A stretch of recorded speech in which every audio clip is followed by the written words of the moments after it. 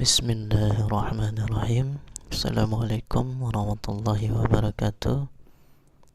Kami di sini akan mempresentasikan yaitu tentang elektrokimia dari mata kuliah Teknik Elektrokimia. Di sini kami yaitu ada anggota kelompok dengan Ahmad Saiful, saya sendiri, beserta 3 rekan saya yaitu Aprilina Titi Indrawati Warwo, Afrizal Mulia Pramana, dan terakhir Asef Firdaus. Oke, di sini saya akan membacakan poin-poin yang akan dipresentasikan, yaitu ada 5 poin. Poin pertama sejarah elektrokimia. Poin kedua perkembangan elektrokimia. Poin ketiga fungsi dan tujuan dari elektrokimia. Poin keempat alat dan mekanisme dari elektrokimia, dan poin terakhir kegunaan, kelebihan, dan kekurangan dari elektrokimia. Dalam poin-poin presentasi yang akan dijelaskan yaitu dari sejarah elektrokimia dan perkembangan elektrokimia, insya Allah yang akan dijelaskan oleh saya, Ahmad Saiful, dan fungsi dan tujuan akan dijelaskan oleh rekan saya yaitu Aprizal Mulia Pramana, dan alat dan mekanisme yang akan dijelaskan oleh rekan saya yaitu Aprilina Titi Indrawati Warwo, dan yang terakhir kegunaan, kelebihan, dan kekurangan yang akan dijelaskan oleh Asef Firdaus. Langsung saja dari poin pertama yaitu sejarah elektrokimia. Elektrokimia yaitu salah satu cabang ilmu kimia mengalami beberapa perubahan selama evolusinya, dari mulai prinsip-prinsip awal yang berkaitan dengan magnet pada awal abad ke-16 dan abad ke-17 hingga teori-teori kompleks yang melibatkan konduktivitas, muatan listrik, dan metode matematika. Istilah elektrokimia digunakan untuk menggambarkan fenomena listrik pada akhir abad ke-19 dan abad ke-20. Dalam beberapa dekade terakhir, elektrokimia telah menjadi bidang penelitian saat ini, termasuk penelitian dalam baterai, sel bahan bakar, dan mencegah korosi logam. Kemudian poin yang kedua yaitu perkembangan elektrokimia. Perkembangan elektrokimia itu dibagi dengan 3 fase abad, yaitu yang pertama abad ke-18 yaitu lahirnya elektrokimia. Pada tahun 1709, Francis Hauksbee dari Royal Society di London menemukan bahwa dengan meletakkan sejumlah kecil raksa di dalam gelas generator Van Goutven dan membuat bola tersebut hampa udara, raksa tersebut akan menyala setiap kali muatan terkumpul pada bola dan tangannya menempel pada bola tersebut. Dia telah menciptakan lampu pelepas gas pertama.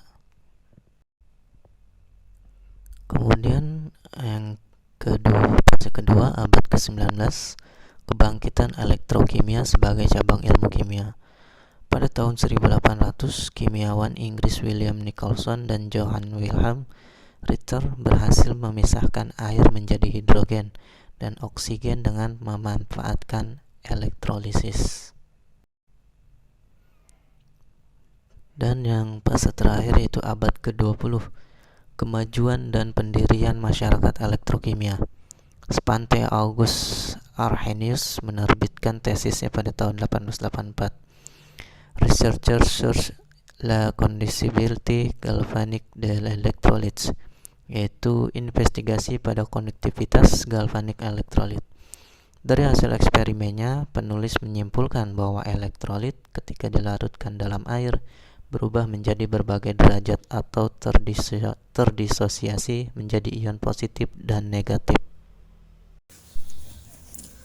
Selanjutnya, fungsi dan tujuan elektrokimia.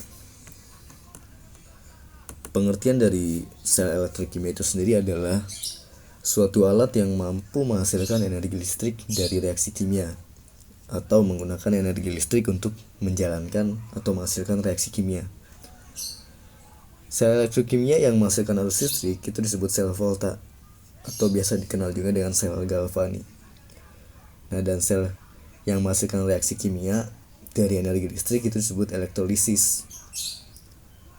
Biasanya sel ini disebut dengan sel elektrolisis.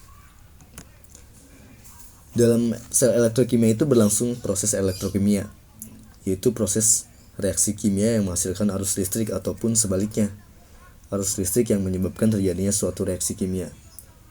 Jadi sel elektrokimia itu sudah jelas ya dibagi dua, yaitu sel volta dan sel elektrolisis. Nah, sel volta itu reaksi kimia yang berlangsung dengan sifat spontan dan menghasilkan arus listrik. Jadi secara sederhananya sel volta itu adalah sel reaksi kimia yang menghasilkan arus listrik. Biasanya katodanya ini merupakan kutub positif dan anodanya ini merupakan kutub negatif. Contoh penggunanya dalam penggunaan baterai. Jadi terdiri katoda yang berasal dari karbon atau grafit dan anoda yang berasal dari logam zinc. Elektrolit yang biasa digunakan pada penggunaan batu itu biasanya MnO2, serbuk karbon, dan NH4Cl. Yang kedua biasanya pada penggunaan aki. Sel aki juga biasa disebut dengan sel penyimpanan karena dapat berfungsi sebagai penyimpanan listrik dan pada setiap saat dapat digunakan atau dikeluarkan.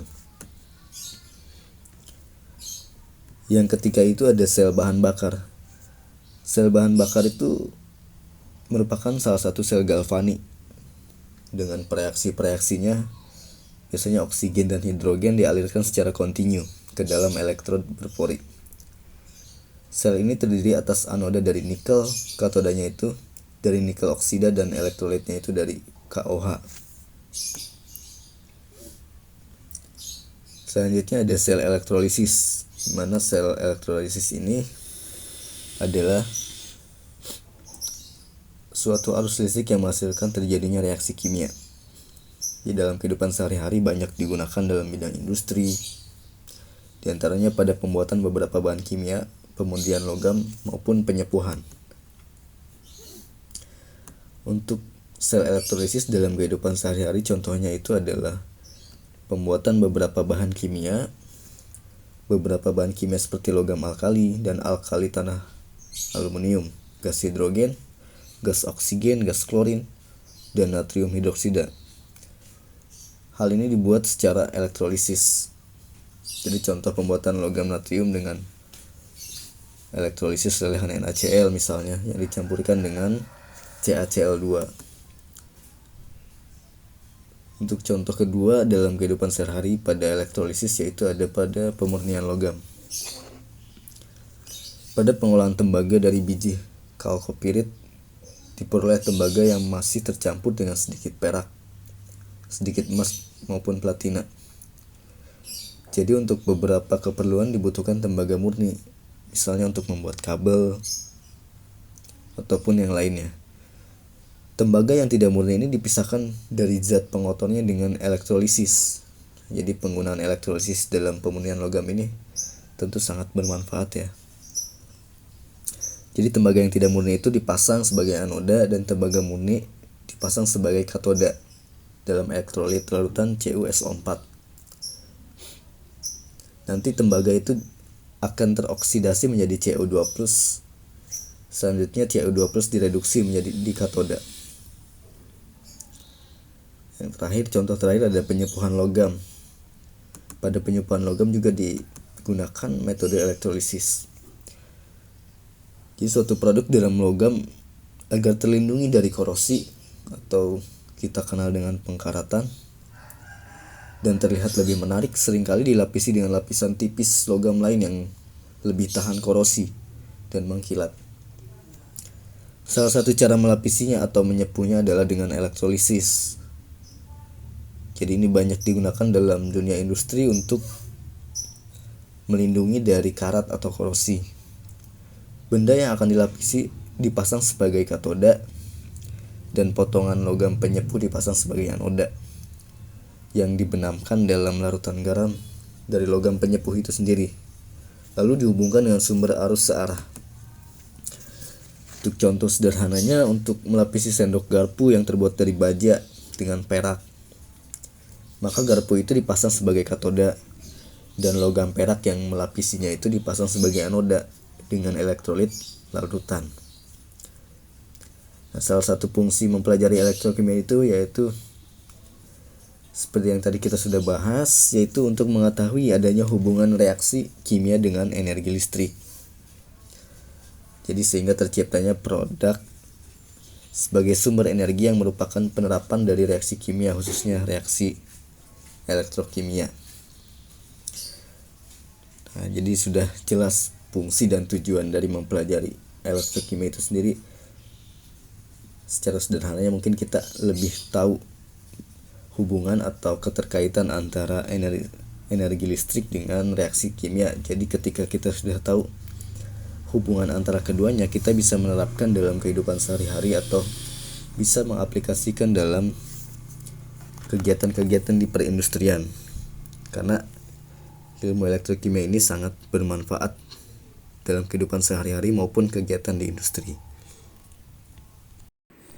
Sel volta adalah sebuah alat yang dapat mengubah cairan kimia menjadi energi listrik. Alat ini dikenal dengan istilah sel elektrokimia. Nah, sel volta terdiri dari 4 bagian, yaitu voltmeter, jembatan garam, anoda, dan katoda. Voltmeter adalah komponen yang berfungsi menentukan besarnya potensial listrik atau tegangan listrik yang dihasilkan. Jembatan garam yaitu komponen yang berfungsi untuk menjaga kenetralan muatan listrik pada larutan. Jembatan garam terdiri dari senyawa Na2SO4. Anoda, elektroda negatif, tempat terjadinya reaksi oksidasi atau pelepasan elektron. Logam yang dipakai pada anoda digambar adalah Zn. Katoda atau elektroda positif, tempat terjadinya reaksi reduksi atau penangkapan elektron. Logam yang dipakai pada katoda digambar adalah Cu atau tembaga. Reaksi kimia yang terjadi pada sel volta adalah sebagai berikut. Anoda, Zn menjadi Zn2+ ditambah 2-emin. Katoda, Cu2+ ditambah 2-emin menjadi Cu. Kegunaan sel volta. 1. Sel aki. Aki adalah jenis baterai yang digunakan untuk kendaraan bermotor. Aki menjadi pilihan praktis karena mampu menghasilkan energi listrik yang cukup besar dan dapat diisi ulang. Sel aki terdiri atas anoda timbal dan katoda timbal dioksida. Pada katoda terjadi reaksi reduksi, sementara pada anoda terjadi reaksi oksidasi. Kelebihannya yaitu mampu memberikan sumber energi listrik yang lebih besar, mempunyai waktu hidup yang relatif panjang sehingga lebih efektif dan mampu beroperasi pada suhu rendah. Kekurangannya, aki yang selnya sudah lama mampu menimbulkan kerak.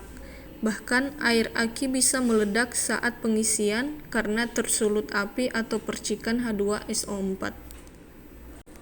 Yang kedua, sel kering atau baterai.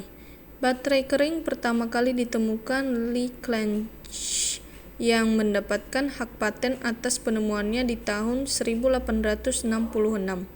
Sel kering terdiri atas suatu silinder seng yang berisi campuran batu kawi, salmiakki, karbon, dan sedikit air. Kelebihannya, aki mudah secara perawatan, yakni cukup dibersihkan dengan kain lembut kering di area aki. Kekurangan, harga lebih mahal jika aki rusak, sulit untuk diperbaiki karena harus membuka segel atau penutup aki. Oleh karena itu, pengguna harus membeli yang baru lagi. Aki kering tetap harus diganti dengan yang baru ketika sudah mencapai usia penggunaan atau masa pakai selama 2 tahun. Baterai litium. Litium merupakan unsur yang lebih banyak ada dalam bentuk ionnya pada sebuah larutan. Hal ini yang membuat baterai litium dapat diisi ulang dengan proses sederhana atau disentrum. Umumnya baterai litium terdiri atas karbon sebagai anoda dan litium kobalt dioksida sebagai katoda dengan elektrolit berupa garam litium. Contoh benda yang menggunakan jenis baterai litium adalah handphone dan laptop. Kelebihannya, ringan karena terbuat dari karbon dan litium yang merupakan elemen untuk menyimpan energi dalam ikatan atomnya. Awet karena siklus isi dan kuras dapat dilakukan hingga ratusan kali. Dapat diisi ulang ketika baterai tidak benar-benar habis. Kekurangannya hanya bertahan 2 hingga 3 tahun setelah keluar dari pabrik. Baterai tidak tahan pada suhu tinggi karena cepat panas. Jangan dibiarkan kosong karena akan berdampak pada kerusakan baterai. Komponen onboard membuatnya lebih mahal. Baterai dapat meledak atau terbakar apabila diletakkan pada suhu yang tinggi. Selanjutnya kegunaan sel volta. Yang keempat adalah baterai alkali. Susunan baterai alkali berbeda dengan baterai kering. Daya baterai alkali juga 2 kali lebih besar daripada baterai kering. Reaksi redoks yang terjadi pada baterai alkali prinsipnya sama dengan baterai kering, yaitu oksidasi logam, seng, dan reduksi mangan dioksida. Namun, hasil yang terjadi berbeda dikarenakan baterai alkali melibatkan ion hidroksida dari pasta KOH. Contoh penggunaan baterai alkali adalah alat tape recorder dan kamera. Kelebihannya, jenis sel volta ini memiliki beberapa kelebihan dalam kehidupan sehari-hari. Baterai sangat baik untuk beroperasi pada temperatur yang rendah hingga 25 derajat Celcius. Tahan terhadap beban berat yang seperti overcharging dan tahan lama. Kekurangannya seperti sekali pakai, hanya memiliki densitas energi yang rendah dan sulit untuk melakukan produksi massal. Lalu juga memiliki biaya mental elektroda yang cukup mahal.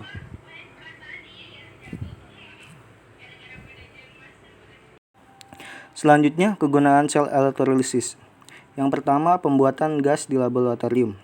Sel elektrolisis banyak digunakan dalam industri pembuatan gas, misalnya pembuatan gas oksigen, gas hidrogen, atau gas klorin. Untuk menghasilkan gas oksigen dan hidrogen, Anda dapat menggunakan larutan elektrolit dan kation, golongan 1A, K+,